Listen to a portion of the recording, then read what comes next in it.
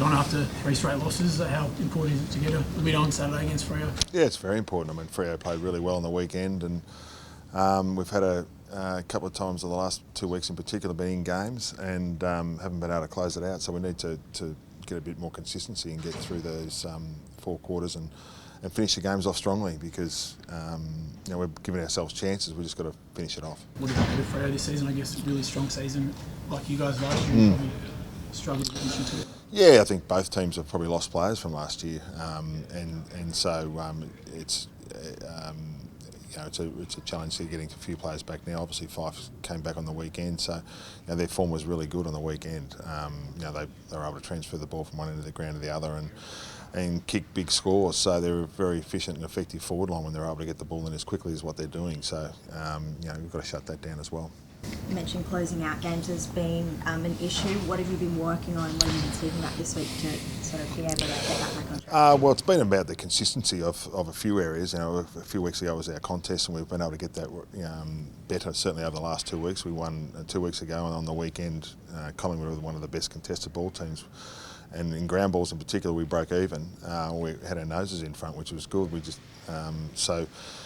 been improving all those aspects, but there's just our consistency across our game. And sometimes it's our forward entry, sometimes it's getting some easy goals scored against us. So, we're just trying to tighten up all that aspect, and we've had players coming in and out. So we're trying to do that and trying to get that movement amongst our players as quickly as we can. We'll lose another 2 this week, and Peter Laddams won't play. He had a knock to his arm in the first centre bounce last week, so he won't play. And Tommy McCartan has had some symptoms from the game, although he didn't get a knock in the game. He just had some symptoms in the game, so he'll be out this week. We're going to be very conservative with him as well. That's Tom Hickey. John said that. We'll wait and see what the teams are, but he's a chance. He and McAndrew are obviously in the ruck aspect. We've just got to make sure he's done enough and ready to go. Sam Reid, obviously disappointing news for him. Yeah, it is. Unfortunately for Sam, he's out for the season. So he played such an important and valuable role for us last year and had a ripping year, his best year in footy. So to not have him available at all for a game is disappointing for him and us. So he had an operation and they had some tendon damage in his hamstring, and he's on the way to rehab, but it's disappointing. How's Lance been? Sorry, go on. How's Lance been this week? No, he's been good. No, he's fine. He's just wants to get into the footy. You've been heartened by the response from footy people, I guess, the last few days in terms of rallying around him and clubs making statements, etc. Yeah, look, he's fine. I think that's important to note. He's just getting into his footy, and he's fine. But I think that the football community in general, has learned a lot over the years, and it's just sensible and reacting with care, which is all genuine, which has been much appreciated. Do you think Swans fans will show him a bit of extra love on Saturday? I hope so. I hope there's plenty here for him, and but he's fine.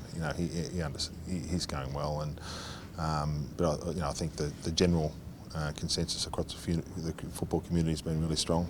John, do you think, given the strength of that response, we're in a position now where we won't see repeated instances of this kind of behaviour from fans? I can't say what we're going to see from the fans' point of view. I'm on the record as saying I'm not a big fan of the booing, full stop. So we'll wait and see. All we can go on is hopefully the community keeps learning and growing, and I'm confident that it has. John, did you think the scale of the response to the booing saga was because it brought back memories of the Goodsies ordeal and I guess the backlash from that? Well, I mean, that would have been in a number of people's minds. I think that's clear.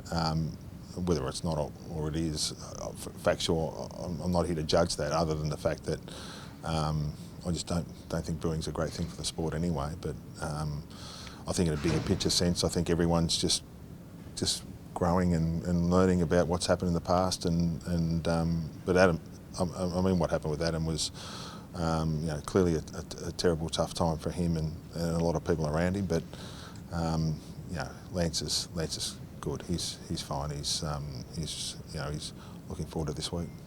Just with 2 more dropping off with injury, John, I mean, you must be wondering what you've done. There's a few seasons worth of bad luck happening to you guys this season. Yeah, the last 2 years we've had, I think, the best or the second best injury record over the last 2 years, and we've been able to have everyone available. So when you've got a young team coming through, it's been structurally we've been really sound. So this year it's been even since January it's been a real challenge, particularly for our key position and tools. It's happened to a lot of those players that were, they've played a fair bit of footy over the last couple of years, and sometimes you go through those patches, and that's provided a few opportunities. There'll be a couple this week, and so now it's about making sure we grab those opportunities, and the players that play in those roles are really confident. Just with McAndrew as well, just if that's the rein you have to pull this week, how much has he come on? He's obviously a project player when you guys brought him on the list. Yeah, absolutely. I mean, he's coming for a couple of years ago from a fair way back, but his development's been fantastic. He's getting better and better. Had a great pre-season this year. He's been terrific. Hick played a couple of weeks ago. Played probably 3 quarters. Had a bit of a run around, and last week was his first real hit out. So we know he's experienced, and we'll just see. Coming up with a really strong ruck combination this week. Darcy and Jackson are probably 2 of the better ones going around. So we're weighing that up and what it looks like. How's Dane tracking, John? He's okay. He saw a specialist this week. He got a positive report. So we're hopeful that he doesn't need an operation, which will be a real bonus. He's still not available for selection. He's starting to feel a bit better though, which is a really good sign. Obviously, your backline's been hit pretty hard with injury. Now with Tom out again this week, how are they adjusting, or is there someone in particular you want to see step up this week? I think it's us as a collective. It's making sure that all over the ground, not just the backline, it's all over the ground. But we have got probably 3 of our starting defenders out from last year, but that we've also got some experience we can put back there. Different players are playing in different positions, and there'll be some opportunities for others to come in the team this week that'll we hope that they progress and keep going forward. We've got a couple there that we're confident in, and sometimes it's about getting those opportunities and then it's making the most of them. So no, we're confident they'll be fine. And Tom Papley celebrating game 150, I believe, this week. What's that milestone like for him, and how will the group be celebrating it?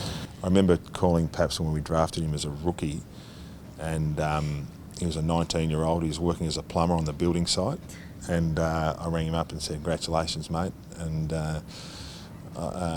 you're now a Sydney Swan, and he was wrapped obviously with his grandfather's connection, which is significant. And I said, "What are you going to do?" He said, "I've got to finish the day off back at work." And as a plumber, and to have him around the footy club and have him as a 150 gamer, a life member of the footy club is pretty significant.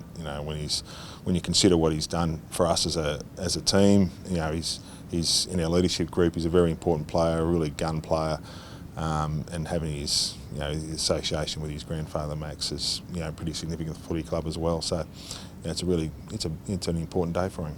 And he's known for his goal celebrations, but Hayward said a few weeks ago that he often just runs straight past his teammates as they try to get around him to celebrate for a goal. How do you rate his celebrations? Oh, I don't really get caught up in his celebrations. I think the GPS units get a bit of a workout. When he gets so much high speed running, they talk about that after the game. But if he's kicked a few goals, his GPS numbers go through the roof. So it's sort of probably not getting an accurate response on his GPS data. But look, he enjoys it. I mean, he enjoys playing footy, and when you see a smile on his face, it's good for everyone. He copped a bit of booing as well on the weekend, John. How's he caught up? He doesn't strike me as a kind of bloke to get too worried about that sort of thing. No, he's okay. No, the boys are fine.